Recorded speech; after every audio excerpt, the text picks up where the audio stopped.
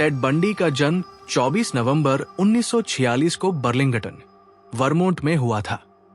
उनका पालन पोषण उनके दादा दादी ने किया और लंबे समय तक उन्हें यह विश्वास दिलाया गया कि उनकी मां उनकी बहन है। इस सच्चाई का खुलासा होने पर बंडी को गहरा आघात लगा।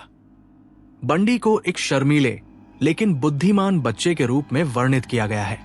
उन्होंने अपनी युवावस्था में हीन भावना और क्रोध का सामना किया, जो बाद में उनके भयानक अपराधों में प्रकट हुआ। बंडी ने वाशिंगटन विश्वविद्यालय से मनोविज्ञान में स्नातक की डिग्री प्राप्त की और बाद में लॉ की पढ़ाई शुरू की। हालांकि उनकी पढ़ाई अधूरी रह गई क्योंकि उन्होंने अपने अपराधों की योजना बनानी शुरू कर दी थी।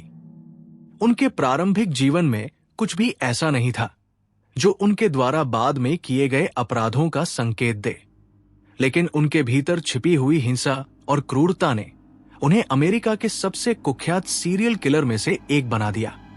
टेड बंडी के अपराधों की शुरुआत 1970 के दशक में हुई। उन्होंने युवा महिलाओं को निशाना बनाया, अक्सर अपने आकर्षण और अच्छे दिखने का उपयोग करके उन्हें फंसाया। उनका पहला पुष्टि किया गया हत्या 1974 में हुआ था।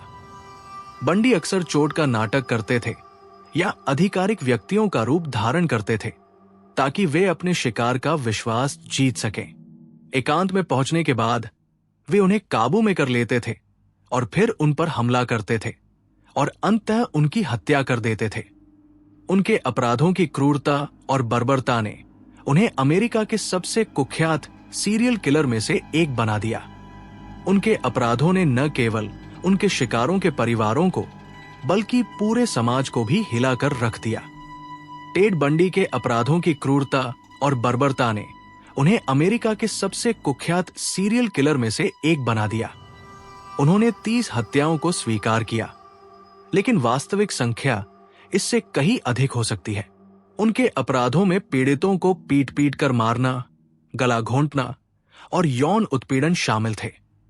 बंडी अक्सर अपने शिकारों को एकांत स्थानों पर ले जाते थे, जहां वे उन्हें काबू में कर लेते थे और फिर उन पर हमला करते थे। उनके अपराधों की भयानकता ने न केवल उनके शिकारों के परिवारों को बल्कि पूरे समाज को भी हिलाकर रख दिया। टेड बंडी को पहली बार 1975 में अपहरण के आरोप में गिरफ्तार किया गया था। हालांकि वो 2 बार हिरासत से भागने में सफल रहा।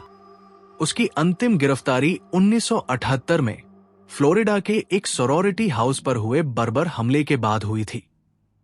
बंडी के मुग्ध में मीडिया के लिए एक सनसनीखेज घटना थे। उन्होंने अपने वकील के रूप में खुद का प्रतिनिधित्व किया, जिससे उनकी बुद्धिमत्ता और करिश्मा का प्रदर्शन हुआ। हालांकि उनके प्रयासों के बावजूद उन्हें दोषी ठहराया गया और मौत की सजा सुनाई गई। बंडी के मुकदमों ने न केवल जनता का ध्यान आकर्षित किया, बल्कि न्याय प्रणाली में सुधार की आवश्यकता को भी उजागर किया। उनकी सजा और अंततः 1989 में उनकी फांसी ने अमेरिकी इतिहास के एक भयावह अध्याय का अंत किया। टेड बंडी को 24 जनवरी 1989 को इलेक्ट्रिक चेयर में फांसी दी गई थी। उनकी मृत्यु ने अमेरिकी इतिहास के एक भयावह अध्याय का अंत किया। बंडी की फांसी के समय जेल के बाहर जश्न मनाने वाले लोगों की भीड़ जमा हो गई थी, जो उनके अपराधों के प्रति जनता के गहरे आक्रोश को दर्शाता है। बंडी की विरासत आज भी जीवित है और उनके मामले का अध्ययन मनोवैज्ञानिकों और अपराध विशेषज्ञों द्वारा किया जाता है। उनके अपराधों ने न केवल न्याय प्रणाली में सुधार की आवश्यकता को उजागर किया, बल्कि ये भी दिखाया कि कैसे एक आकर्षक और बुद्धिमान व्यक्ति भी एक खतरनाक अपराधी हो सकता है। बंडी की कहानी एक गंभीर अनुस्मारक है कि सतर्कता और न्याय की आवश्यकता हमेशा बनी रहती है। उनके अपराधों ने समाज को हिलाकर रख दिया और उनके पीड़ितों के परिवारों को अपूरणीय क्षति पहुंचाई।